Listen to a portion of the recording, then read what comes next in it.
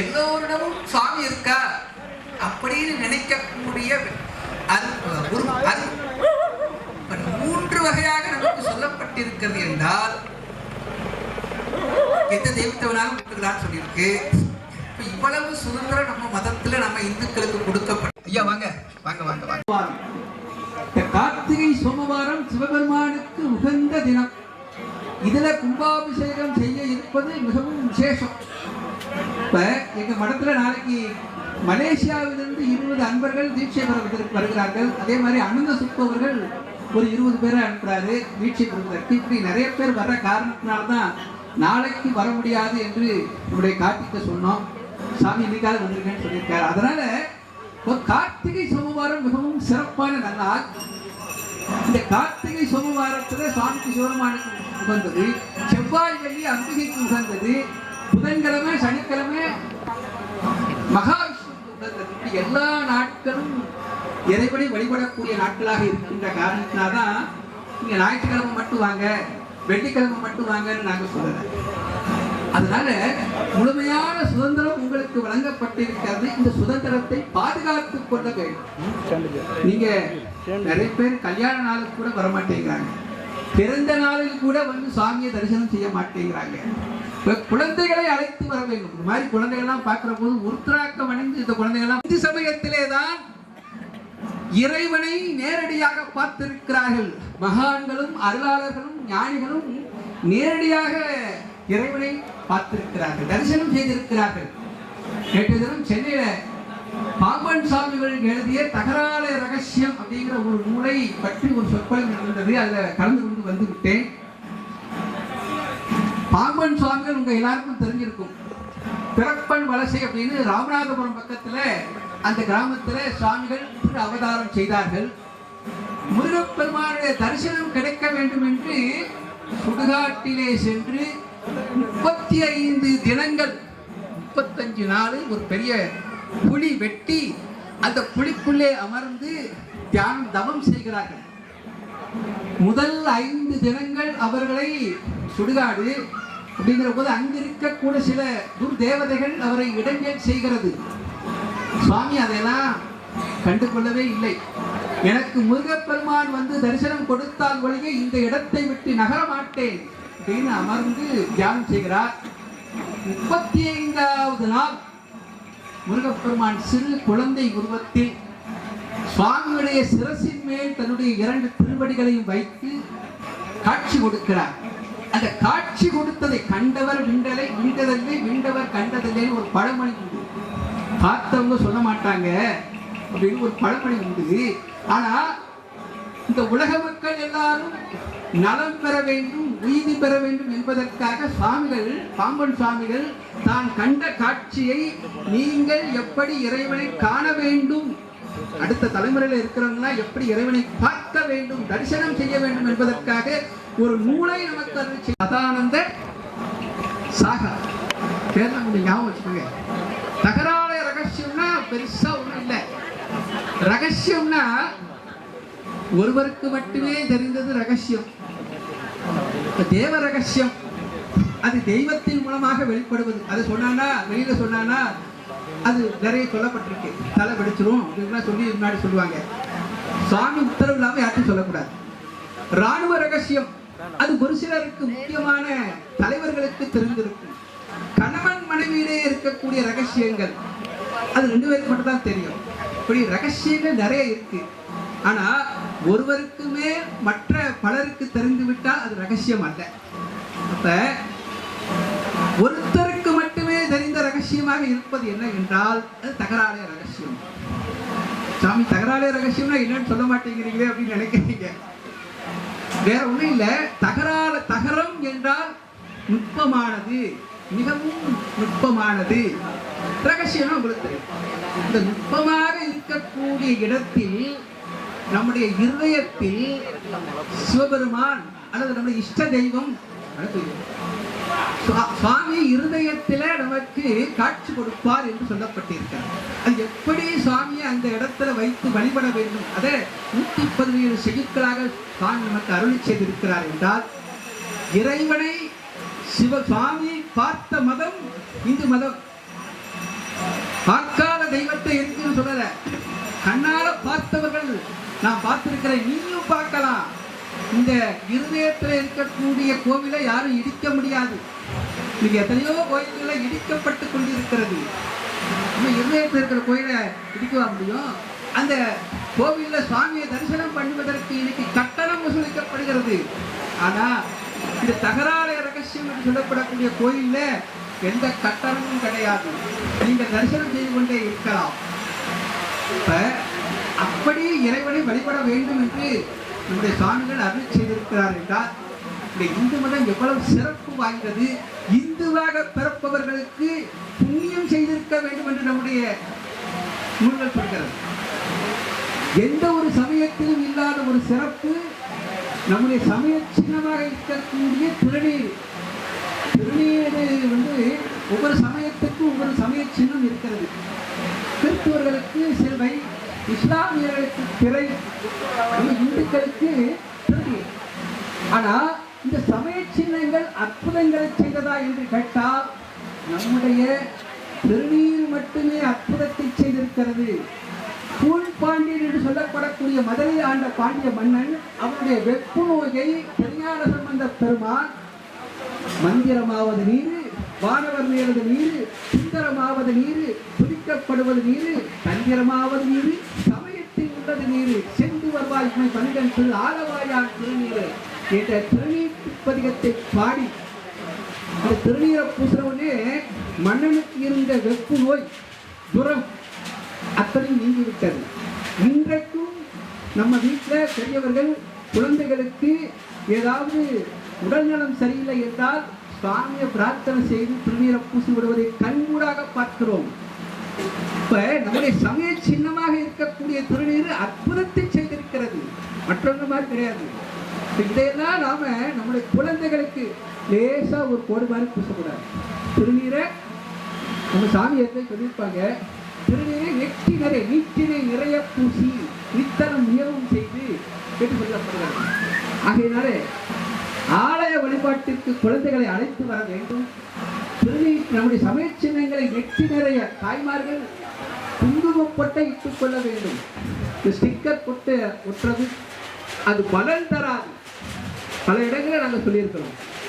Sticker பொட்டு என்பது நீங்க சொல்லலாம், சாமி குங்குமத்தை இட்டுக் கொண்டால் நெற்றியில அரிப்பு ஏற்படுகிறதே, நாங்க என்ன செய்யறது அப்படின்னு நீங்க கேட்கலாம். நல்ல பொருட்களை தேடி பார்த்து வாங்க வேண்டியது நம்முடைய கடமை.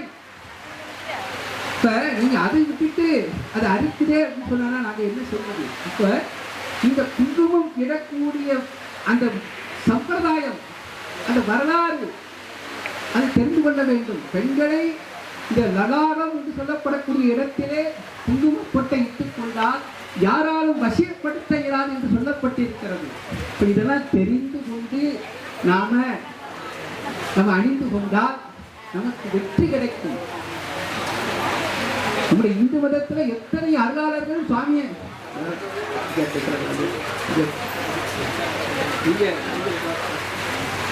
சுவாமிகள் அவர்கள் தகராறு ரகசியத்தை பற்றி சொன்னேன். ஒரு சமயம் அவர்கள் உணவு சாப்பிட்டு விட்டு வீட்டிலே அமர்ந்திருக்கிறார்கள். காலையில உணவு சாப்பிட்டு அப்படி இருக்கிற போது அன்றைக்கு எல்லாருக்கும் கோபமாக சுவாமிகள் பேசுகிறார்.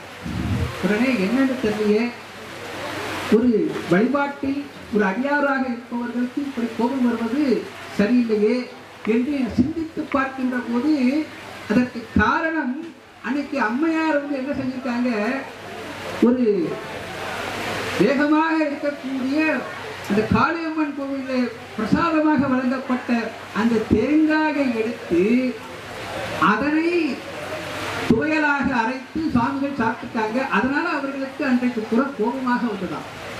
இப்ப அந்த பிரசாதத்தில் கூட எவ்வளவு சக்தி இருக்கிறது என்பதை நீங்கள் தெரிந்து கொள்ள வேண்டும் என்பதற்காக சொல்கிறேன். அதே போன்று சுவாமிகள் ஒரு காலத்துல அவருடைய பக்கத்து வீட்டுக்காரர் வருகிறார். சுவாமிகிட்ட சொல்றார், நான் நாளைக்கு பழனிக்கு சென்று முருகப்பெருமானை தரிசனம் செய்ய போகிறேன், ஆகையினால உங்களிடம் ஆசி பெற வந்தேன் என்று சொல்கிறார். உடனே பாம்பன் சுவாமிகளும் அடுத்த உடனே சொல்றார், எனக்கும் உத்தரவு வந்திருக்கிறது, நானும் பழனி முருகப்பெருமானை தரிசனம் செய்ய வேண்டும் என்று சொல்கிறார். அன்று மாலை நேரம், அன்னைக்கு மறுநாள் கிளம்ப வேண்டும். மாலை நேரத்திலே அப்படி மாடியில இருக்கின்ற போது முருகப்பெருமான் மிகப்பெரிய பிரம்மாண்டமான ஒரு உருவத்தோடு காட்சி தந்து, நான் சொல்லாத உத்தரவை சொன்னதாக கூறியதனால் நான் என்றைக்கு உனக்கு உத்தரவு கொடுக்கிறேனோ அன்றைக்குத்தான் பழனிக்கு வர வேண்டும் என்று சுவாமி நேராக மிகப்பெரிய பிரம்மாண்டமான ரூபத்தோடு காட்சி கொடுத்து அவருக்கு ஆணையிட்டார் என்றால், அதுக்கப்புறம் சுவாமிகள் அந்த முத்திப்பேர் வரைக்கும் பழனிக்கு போவதற்கான அவருக்கு வாய்ப்பே கிடைக்கும். இது வரலாறு. சுவாமியும் பார்த்திருக்காங்க, நீங்களும் பார்க்கலாம். இப்ப அதே போன்று சுவாமிகள் வயதான காலத்திலே அவருடைய கால்கள் எலும்பும் முறிவடைந்து விடுகிறது. இப்ப ஆங்கில மருத்துவமனை சென்னையில் இருக்கக்கூடிய பொது மருத்துவமனையிலே அவருக்கு மருத்துவ உதவி செய்யப்படுகிறது. அங்கு இருக்கக்கூடிய மருத்துவர்கள் சுவாமியுடைய வயது, அவர்கள் நிறைய உண்ணாவிரதம், நிறைய நோன்புகள் இருந்த காரணத்தினால் உடலில் சக்தி இல்லை, அதனால எலும்புகள் கூடுவது இயலாத காரியம், இருக்கிறத வச்சு இப்படியே சுவாமியை பார்த்துக்கோங்க என்று சொல்லி விடுகிறார்கள். சுவாமிகிட்ட இந்த விவரம் சொன்ன உடனே அன்று இரவு சுவாமி முருகப்பெருமானை நினைந்து வருத்தப்பட்டு அப்படியே பதிகங்களை பாடுகிறார். இரவு மயில் மீது முருகன் வந்து தன்னுடைய வேலை வைத்து முறிவடைந்திருக்கக்கூடிய எலும்பு இந்த காலில் அந்த இடத்துல முருகப்பெருமான் அந்த வேலை வைத்து போடுகின்றார். மறுநாள் காலையில் மருத்துவர்கள் ஆச்சரியப்படக்கூடிய வகையிலே சுவாமி எழுந்து நடமாடுகிறார். எவ்வளவு பெரிய விஷயம்! மருத்துவர்களால் கைவிடப்பட்டு இப்படித்தான் இனிமே ஒன்றும் செய்ய முடியாது என்று சொன்ன நம்முடைய சுவாமிகள் முருகப்பெருமானுடைய ஆசியினால், அதனாலதான் இன்றைக்கும் சென்னையில இருக்கக்கூடிய அந்த ஜிஹெச்ல சுவாமிகள் தங்கியிருந்த இடத்துல சுவாமியுடைய படம் மாற்றப்பட்டு இருக்கிறது. பாம்பன் சுவாமிகளுடைய படம். இதெல்லாம் வரலாறு. இது கதை அல்ல. இதெல்லாம் நம்முடைய குழந்தைகளுக்கு நீங்கள் சொல்லிக் கொடுக்க வேண்டும். இந்த சமயத்தினுடைய பெருமையை, அற்புதங்களை, எத்தனை அற்புதங்கள் நடைபெற்றிருக்கிறது.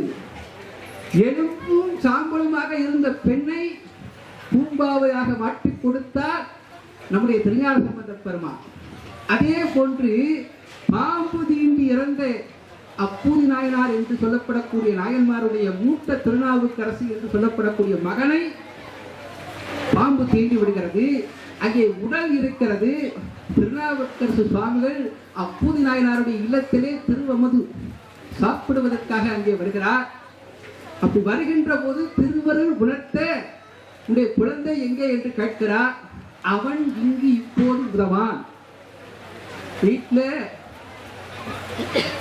பையன் பாம்பு தீண்டி இறந்து கிடக்கிறான். ஆனா வந்திருக்கக்கூடிய பெரியவர் மகான், அவருக்கு உணவளிக்க வேண்டும் என்ற ஒரே ஒரு காரணத்தினால அந்த குழந்தை ஒரு ஓரமா வச்சுட்டு அவன் இங்கு இப்போது உதவான் என்று சொல்றாரு.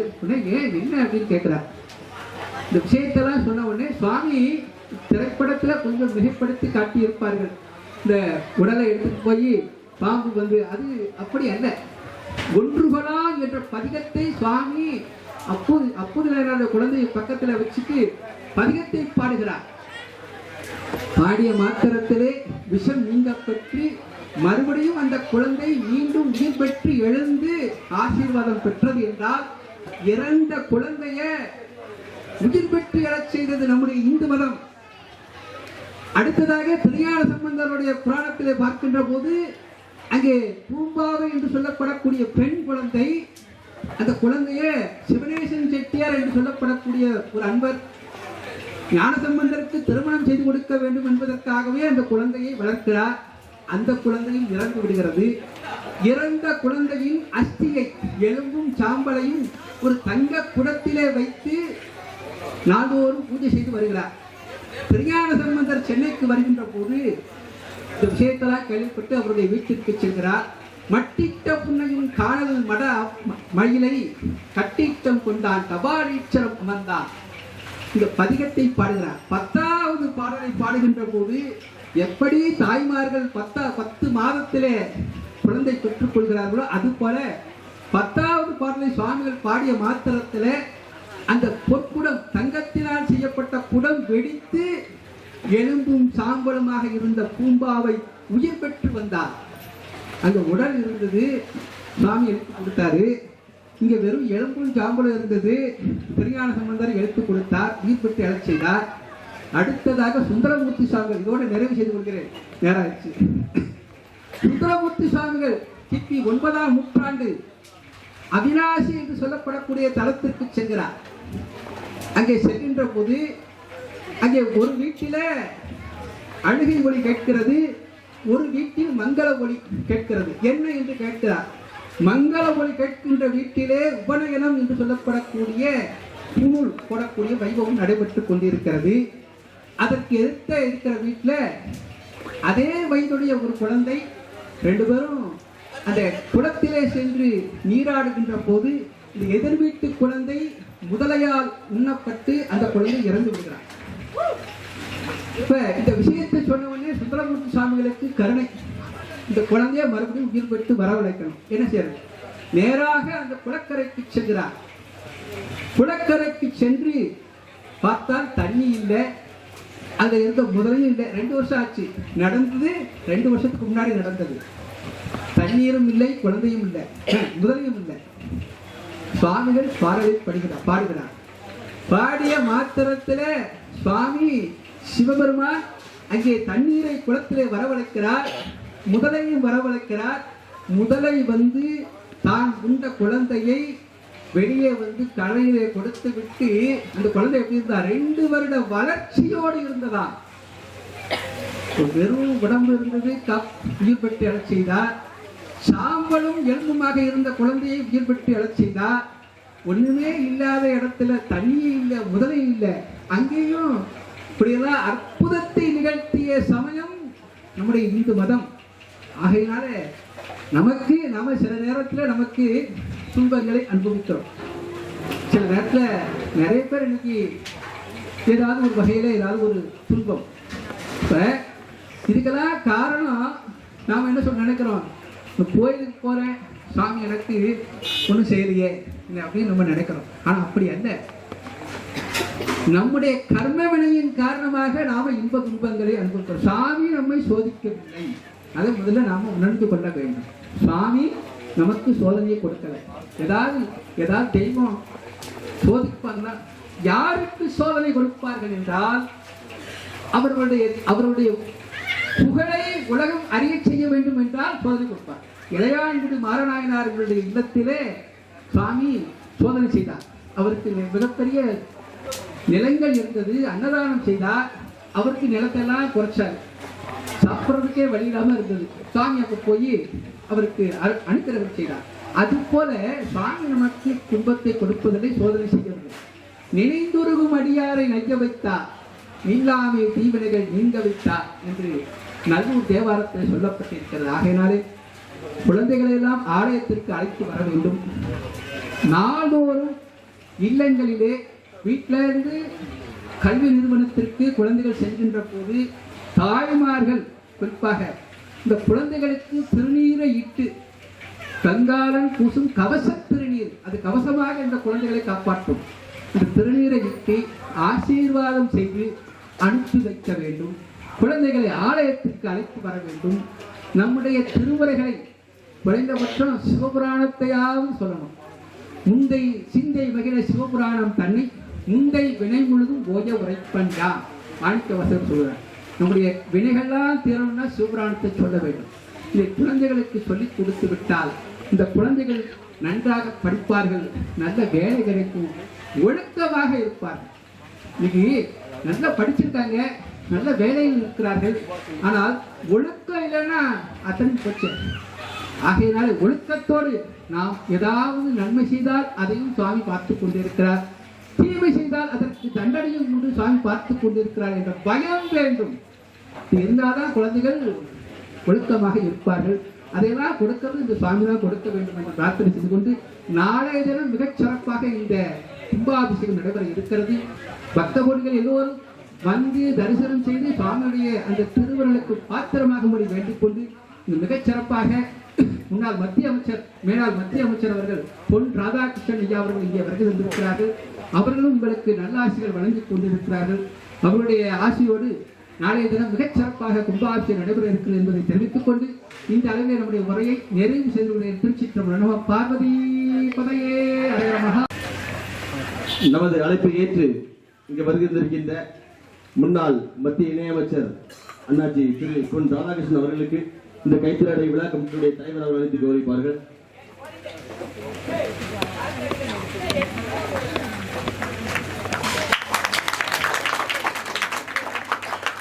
நாகர்கோவில் மாமன்ற உறுப்பினர் தம்பி சுனில் அவர்களை வேலை கிடைக்கிறோம். அன்னாருக்கு இந்த கைத்திராடையை அணிவித்து கௌரவிக்கிறோம்.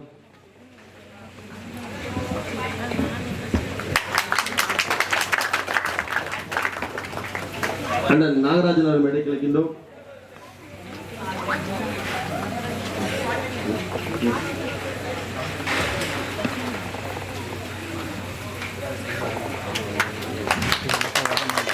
அண்ணன் மாரிமுத்தன் அவரை மேடை கிடைக்கின்றோம்.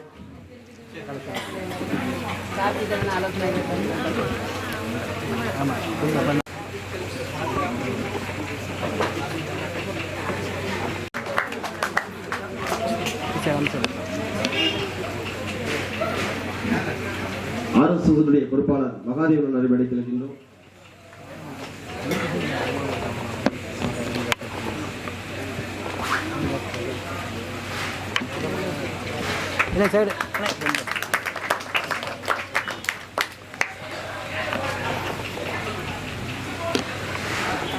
அடுத்தபடியாக ஒரு முக்கியமான ஒருத்தங்களை பத்தி இந்த சபையில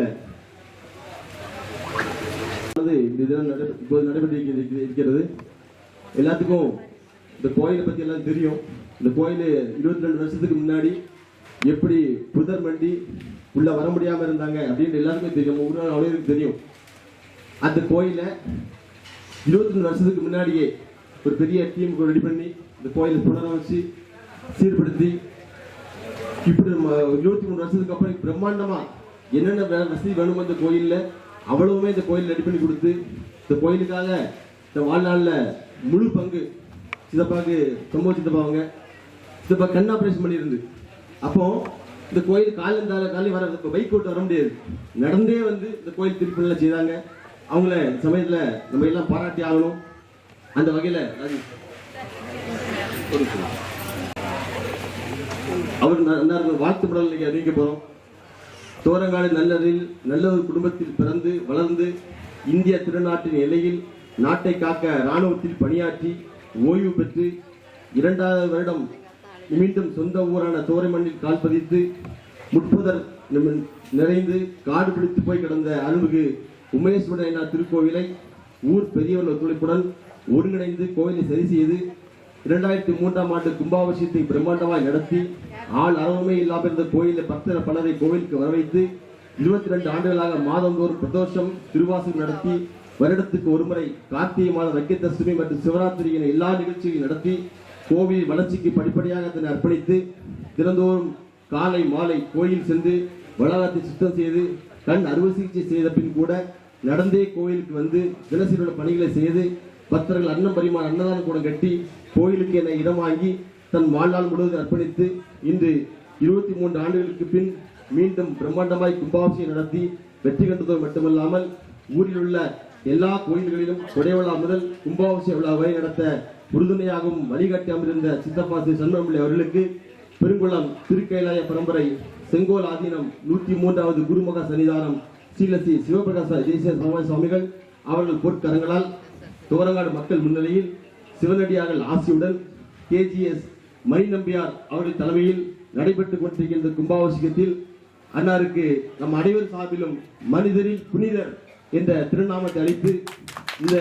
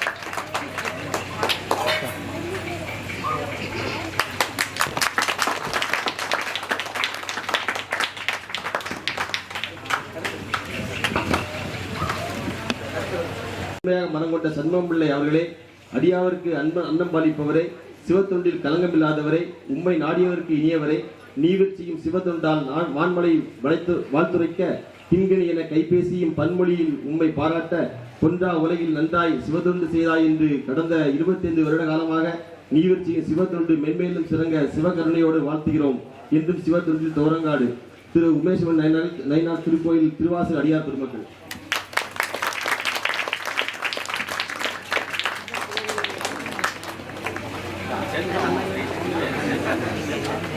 ஆமாம், நாங்கள் எல்லாம் சேர்ந்து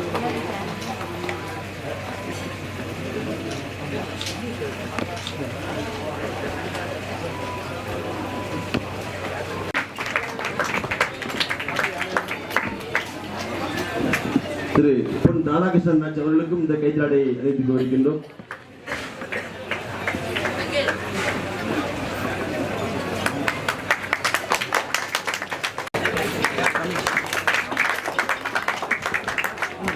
KGS மணி நம்பியார் அன்னாருக்கும் இந்த கைத்தாடை அழைத்துக் வருகின்றோம்.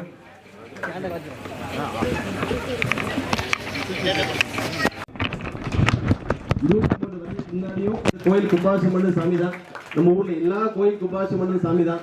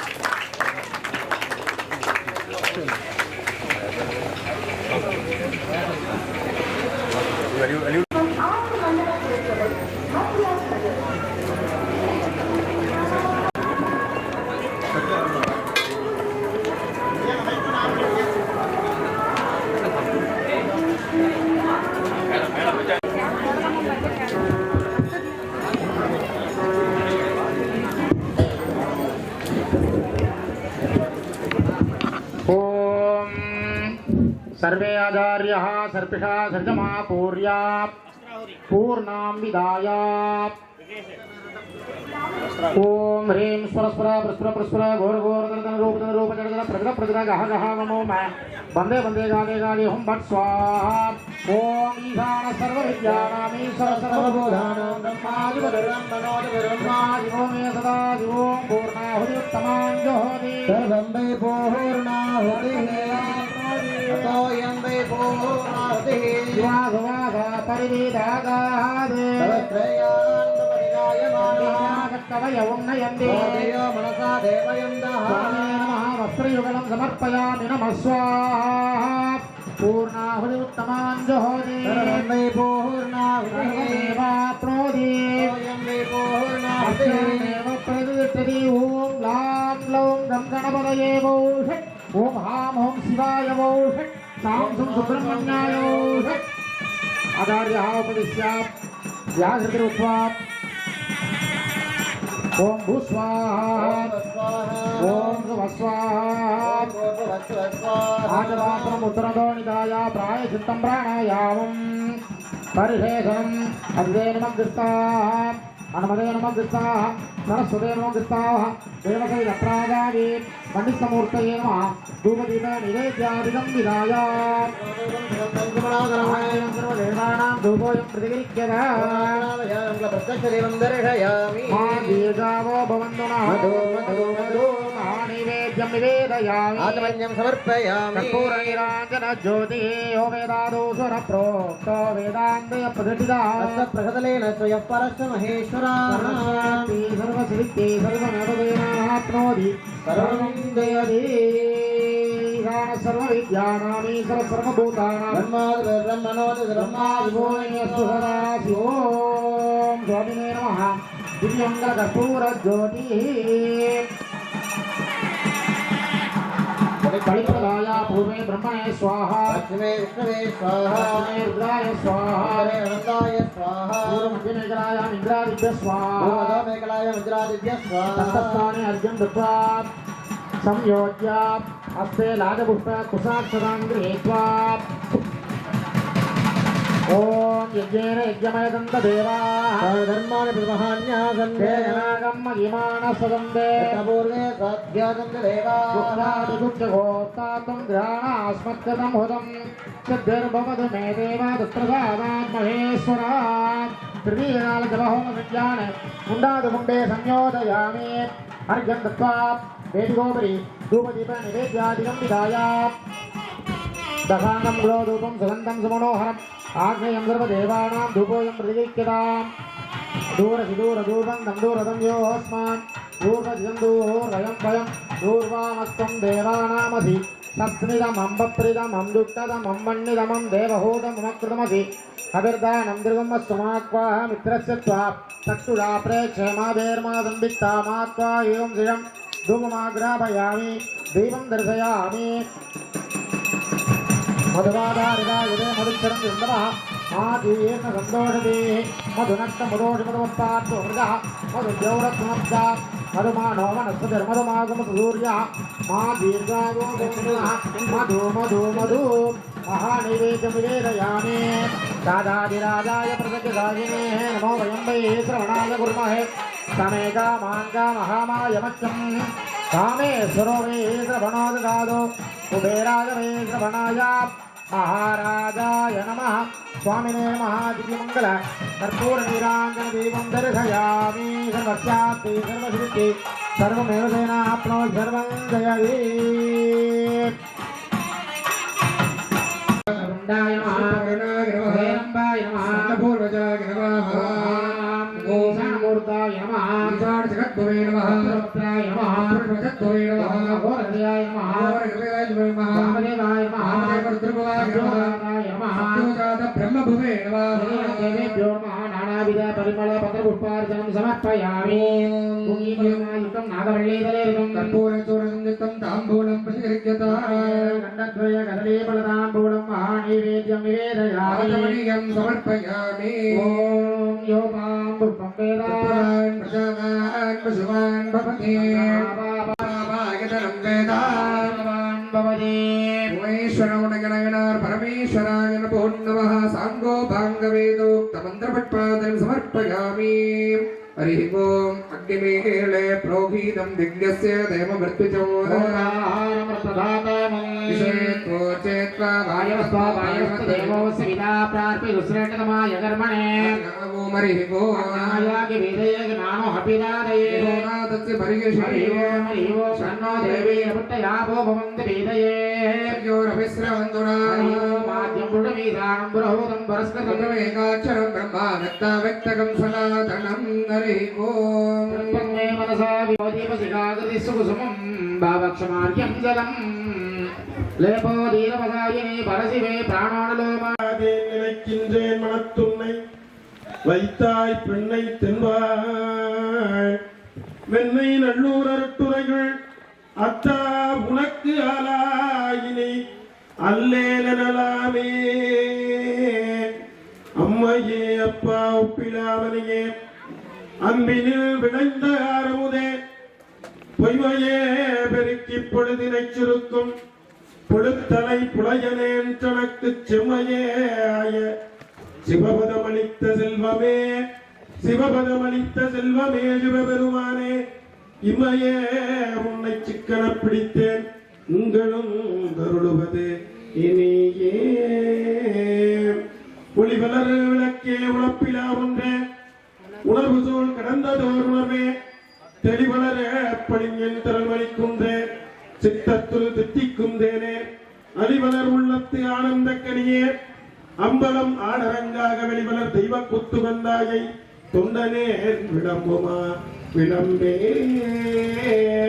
பாலுக்கு பாலகன் வேண்டி எழுதுட பார்க்கடல் நின்ற பிரான் மானுக்கு சக்கரம் என்றருள் செய்தவன் மன்னிய தில்லை தன்னுள் ஆழிக்கு வந்தனமாகின்ற சிற்றம்பலமே இடமாக பாலித்து நட்டம் வயில வல்லானுக்கே பல்லாண்டு பல்லாண்டு பல்லாண்டு குருகுருமே உலகெல்லாம் நோதற்கரியவள் நில உலாவிய நீர்மழை வேணியன் அழகேள் சோதியன் அம்பலத்து ஆடுவான் மலர சிலம்படி வாழ்த்தி வணங்குவான் தனம் தரும் கல்வி தரும் ஒரு நாடும் தளவரியா மனம் தரும் தெய்வவடி பொன் தரும் நெஞ்சில் வஞ்சமில்லா இனம் தரும் நல்லன எல்லாம் தரும் மன்பரும்பவர்க்கே தனம் தரும் பூங்குடலா அபிராமி கடை கண்களே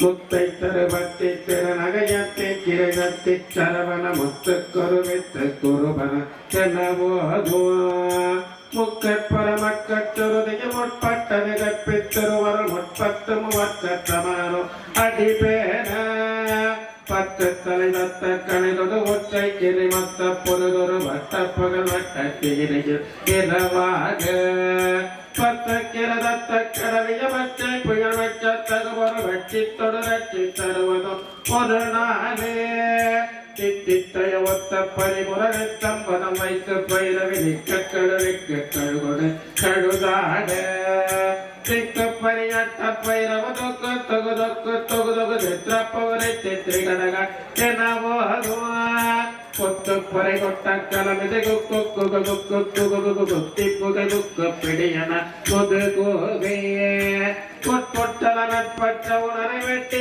பிழையிட்டு குலகிரி ஒத்த பொற ஒத்த பொற गो ब्राह्मणेभ्यः गौसरेभ्यः शुभमस्तु नित्यं लोकाः समस्ताः सुखिनो भवन्तु काले वर्षति पर्जन्यः पृथिवी सस्यशालिनी देशोऽयं क्षोभरहितः सञ्चना सन्तु निर्भयाः स्वस्ति मन्त्रार्था सत्य सकफला सन्त्विति महान्तो न गृह्णन्तु अस्य देवदेवस्य महादेवस्य अखिलाण्डकोटि ब्रह्माण्डनायकस्य एकदन्तस्य शूर्पकर्णस्य कविच्छन्नालिगेरप्रियसन्मूषिकारूढस्य विघ्नादिविच्छेदनस्य आदिव्याधिनाथकस्य श्रीमधु वीरकेरल महागणपति स्वामिनः अनुग्रह वरप्रसाद सिद्धिः आर्तिकरः कार्तिकेयः परब्रह्मण्यभूत नारायण नामालङ्कृतस्य सहस्रान्तेश्वर सूरपद्म सिंह भगवान् गोभाधनेकवदतीत उन्मूलनस्य वल्लभीम्बिका समेत शिव षण्मुख कल्याण सुब्रह्मण्य स्वामिनः अनुग्रह वरप्रसाद सिद्धिः अकार उकार मकार ओंकार प्रणवाकारोद्धूतकस्य ईशान तत्पुरुष अघोर वामदेव सत्योजादादि पंचब्रह्म स्वरूपकस्य अष्टाविंशत्यागमैः प्रतिपाद्यमान निखिल निगमसारकस्याभिधानकस्य अस्मिन् तुमरङ्घाड नामानन्दस्य क्षेत्रे निवासभूतस्य श्रीमति उमेश्वरमुनिगणगणार परमेश्वर स्वामिनः अनुग्रह वरप्रसाद सिद्धिः शिवगामि अंबिका समेतनाग भूतलिंगेश्वर स्वामिनः अनुग्रह वरप्रसाद सिद्धिश्च भूयात् प्रति भवन्तो महान्तः अनुगृह्णन्तु अस्मिन् तुमरङ्घाड नामालङ्कृतस्य ग्रामे विलसित भक्तमहाजनानां ग्रामे नगरे अन्नलक्ष्मी आदिलक्ष्मी इत्यादि अष्टैश्वर्य महालक्ष्मी अंबिका अनुग्रह वरप्रसाद सिद्धिः अस्मिन् उमेश्वरमुनिग नयनार परमेश्वर अनुग्रह वरप्रसाद सिद्धिः समस्त गंगा यमुना सरस्वती नर्मदा सिंधु कावेरी ताम्रपर्णी इत्यादि पुण्यनदी अनुग्रह वरप्रसाद सिद्धिः काश्यादि रामेश्वर पर्यन्तं कैलासादि कन्याकुमारी पर्यन्तं समस्त शिवालय देवी आलय गणपति आलय गुहालय विष्णु आलय समस्त ग्राम देवता नगर देवता समस्त आलय दर्शन प्राप्ति सिद्धिश्च भूयात् प्रति भवन्तो महान्तः अनुगृह्णन्तो अस्मिन् आलयस्य महागणपति श्री सुब्रह्मण्य स्वामिनः हरिहरपुत्र धर्मशास्ता स्वामिनः समस्त देवता सहितानां श्रीमद् उमेश्वरमुनिग नायनार परमेश्वर यंत्र बिंब मंत्र सानिध्यकर सिद्धिश्च भूयात् प्रति भवन्तो மகா அபிஷேகமானது கும்பாபிஷேகமாக நடைபெற்று அதனைத் தொடர்ந்து மூலஸ்தானத்தில் இருக்கக்கூடிய விநாயகப் பெருமான் முருகப் பெருமான் மற்றும் பரிவார மூர்த்தியை செய்தாகிய உமேஸ்வரமுனிக நாயனார் பரமேஸ்வர சுவாமிக்கு நாளை காலை பத்திரிகையிலே குறிப்பிட்ட வண்ணம் சரியாக 6 மணிக்கு மேலாக 7 மணிக்குள்ளாக அஷ்டவந்தன மகா கும்பாபிஷேக நிகழ்ச்சியானது வெகு விமர்சையாக பார்வதி பரமேஸ்வருடைய பரிபூர்ண அனுகிரகத்தினாலே நாளைய தினம் நடைபெற இருக்கின்றது. ஆகையினால் பக்தவை என்பர்கள் இன்று போல நாளைய தினமும் வருகை புரிந்து மகா கும்பா கும்பாபிஷேக நிகழ்ச்சியிலே கலந்து கொண்டு எல்லாம் வல்ல அருள்மிகு ஸ்ரீ உபயேஸ்வரமுடைய நாயனார் பரமேஸ்வரனுடைய பரிபூர்ண அனுகிரகமும் பேரானந்தம் பெருவாழ்வும் பெற்று செல்லுமாறு வேண்டி விரும்பி கேட்டுக்கொள்ளப்படுகிறார்கள். இப்பொழுது யாகசாலை நிறைவாக மகா தீபாராதனை நடைபெறும் என்பதை தெரிவித்துக் கொள்கிறோம்.